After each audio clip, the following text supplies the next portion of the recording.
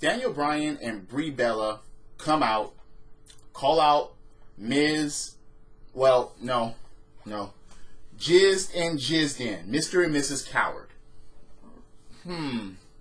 and Mrs. Coward, they're not in the arena. They said that they were there earlier looking for Daniel and Brie.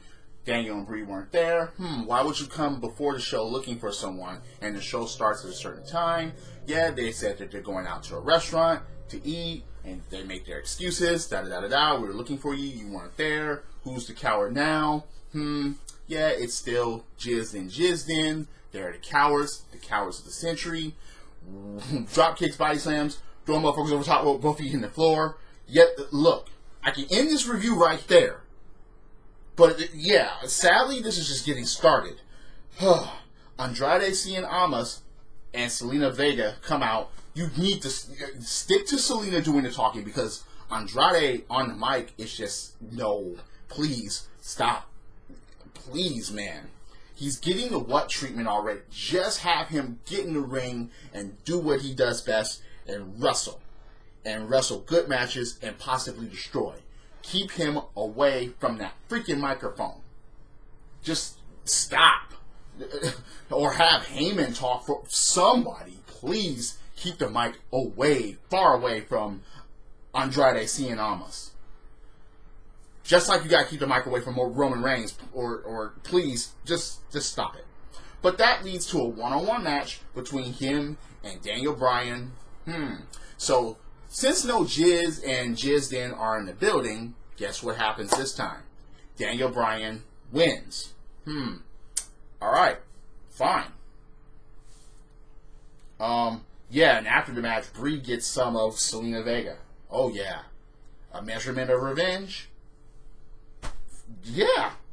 Again, when it's one-on-one, with no help, and taking absolutely nothing away from Andrade Cien Almas. Nothing away from him. It's just that this is what was supposed to happen, okay? You didn't... and again, Jizzed and Jizzed in are the ones that needs help and that can't do anything and so on. But Andrade Cien Almas, taking nothing away from him. It was a good match, just like last week, but the results were clear. Daniel Bryan wins. So Daniel Bryan and Brie decide to leave the arena and go out and celebrate and quote-unquote go out to eat. Yeah, alright. Naomi against Peyton Royce. We're going through this again. Stop it with the microphone things with the Iconics. The Iconics are annoying on that microphone. They are not... No, I'm not sold on the Iconics on the freaking microphone as long as they go. They get the what treatment. They get the boring treatment. They do not need to be on that microphone for a long period of time. They both beat Naomi before. That's been addressed. They go down there, and guess what? Naomi actually freaking wins this match. Gets jumped out after the match, and then, wow, Asuka, she's back. Doesn't matter, because they're still going to have her at the bottom of the freaking totem pole on Smackdown Live. Oh, at least Naomi has someone to fight with her against the Iconics. They shouldn't even be fighting the Iconics. So, alright. AJ Styles and Samoa Joe. Now, Samoa Joe was supposed to take a visit to AJ Styles' home. That's what he said he was going to do. You know, and go after, not go after, but talk to Wendy and talk to his daughter and things like that. Of course, the whole daddy's coming home thing. But Samoa Joe actually comes out and he's like, I'm not going to do that. I'm not a monster, but I am going to keep my promises. Yeah. Samoa Joe becoming WWE Championship. Yeah, I'm going to send daddy home and so on and so forth. Yes, basically, it's been revised, but it's been a broken record now. AJ Styles' music actually hits and he comes out. Alright. So, yeah, you talk about a man, you know, that's fine. Talk about a man's family, yeah, that's something else. And yes, I concur with that. So, and I have a lot of friends out there that will also concur with that. No, do not fuck with a man and his family. Do not just no, dude. AJ Styles comes out and a brawl ensues. Guess who gets the upper hand and guess who gets held back? It's funny how Samoa Joe will get the upper hand and absolutely no holding back will take place. But when AJ Styles gets the upper hand, you got referees and you even have Paige coming out trying to hold this man back, which I just don't understand. It doesn't make any sense. Joe already has stitches on his forehead, so yeah, that was just... So, Rusev Day, Sanity, and the Usos. Yes, it's called Rusev Day now between Aiden English and Rusev.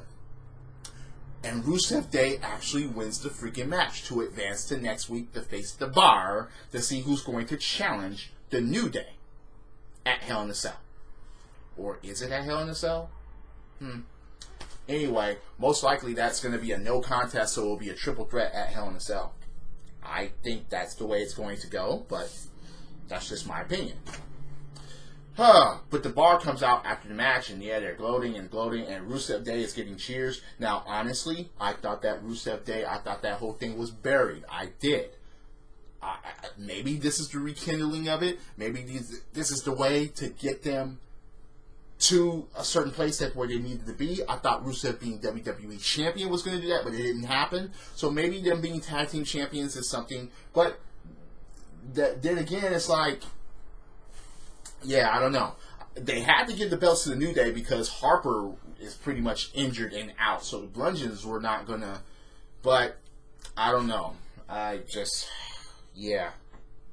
So an interesting thing with RTruth versus The Miz and how that actually took place, because earlier in the night you have RTruth looking for Carmella and mistakes Maurice for Carmella, and that was an actual funny segment because The Miz actually comes up and he's like, this is not Carmella, and RTruth is just going along with it. Yeah, she's Carmella lookalike or Carmella number 2 or whatever. And The Miz was actually saying that they teamed up years ago, and that's the last time RTruth was relevant. And yeah, RTruth actually challenges The Miz, and of course, you didn't think that The Miz was going to downright accept. It took Paige to actually say, okay, yeah, but if you leave, then don't bother coming back. And I'm like, leave, please, don't come back. Please. Out! Delete! But that didn't happen. And during that whole segment between RTruth, Maurice, and Miz, Maurice actually calls Carmella Staten Island trash. RTruth goes to her and relays that.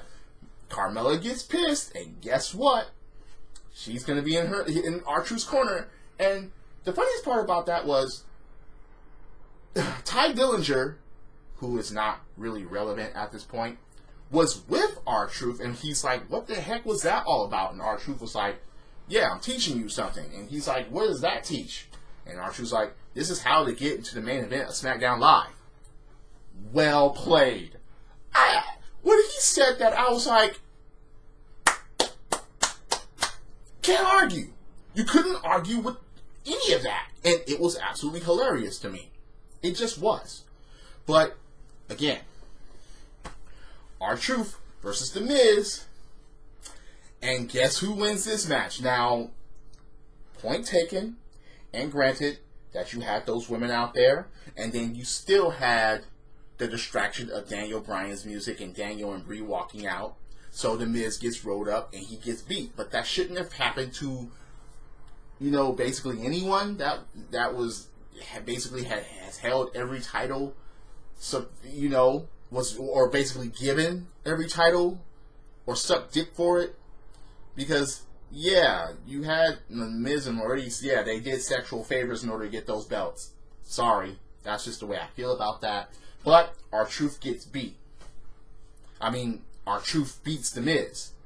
Yeah, I'm so used to saying RTruth gets beat, that was just basically on the mind. But he beat The Miz. Fun. Daniel Bryan and Brie actually tracked down The Miz, and beat them down. And Miz gets put up in the yes lock. And Maurice is getting tossed around. But then they get saved by Andrade Cien Almas and Selena Vega. And Miz and Maurice track meets away. But Daniel Bryan and Brie Bella, they put on yes locks to Andrade and Selena. So, Miz and Maurice are watching. The Miz actually tries to run up to the ring. Daniel Bryan lets go to hold. Miz trips and falls like, oh no, I'm not getting up in there. Scared. A wrestler. Ridiculous. Absolutely ridiculous. And the show ends like that. So if you have any other reasons on why I hate The Miz, once again, this whole show, throughout the whole show, tells people why I don't like this guy. Yeah. Jizz and Jizzden. Jizz Coward and Jizzden Coward. That's their names now. Simple as that. If you think my opinions about The Miz or anything else full of shit, if you're on YouTube, please comment below. Hit that like button, hit subscribe, set up those notifications. If you're on Spreaker.com or on Apple's iTunes, once again, thank you for joining along. Miz, Coward, all show long. All show long. And now, his wife is, I mean, damn. She was an actual good wrestler until she met him. That was just, yeah, the downfall of her career, right? Or, yeah, she did her sexual favors so he can get the WWE Championship so he can make his money so she could be well off. Because that's the only reason why she would be with him anyway. I mean, come on. It's not like that's his child. That belongs to Bo Dallas or Curtis Axel. But anyway, drop kicks, body slams, throw motherfuckers on the top rope, both feet hitting the floor. Yes, I'm a wrestling fan. This is the theme. And the theme is go. Credits.